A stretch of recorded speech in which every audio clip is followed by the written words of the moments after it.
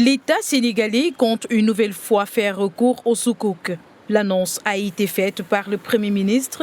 Les sukuk sont des titres financiers conformes aux règles de la finance islamique basées sur deux formes, celle de certificat de propriété ou d'investissement.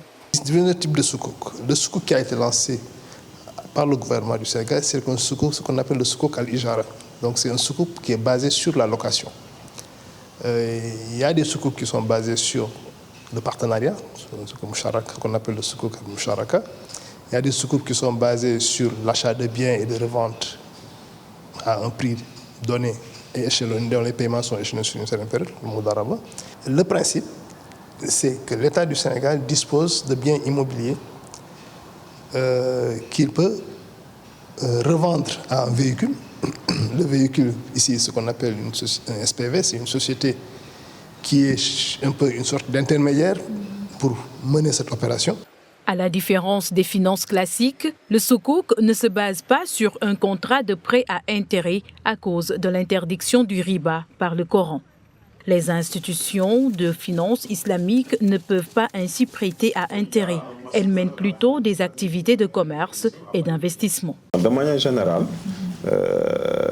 en finance classique, lorsqu'on contracte une dette, on paie des intérêts, alors que l'intérêt est prohibé en islam. C'est pourquoi en finance islamique, l'intérêt n'existe pas, c'est haram. Selon ce spécialiste, du point de vue économique, une émission de sukuk dans un pays comme le Sénégal à majorité musulmane pourrait constituer un bon levier de développement économique. Autre forme de mobilisation des ressources pour financer des projets. Ça veut dire qu'on ne va plus se limiter seulement à la finance classique, mais aussi on s'approprie donc des instruments disponibles auprès, donc, au niveau de la finance islamique.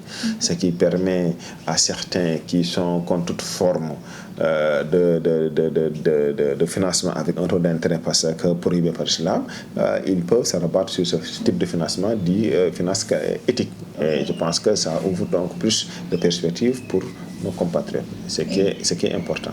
L'État du Sénégal compte procéder le 26 janvier 2026 au paiement de la marge semestrielle et au remboursement partiel de son emprunt obligataire islamique dénommé Sukuk État du Sénégal 6% de 2016-2026 pour un montant de 11,810 milliards de francs CFA.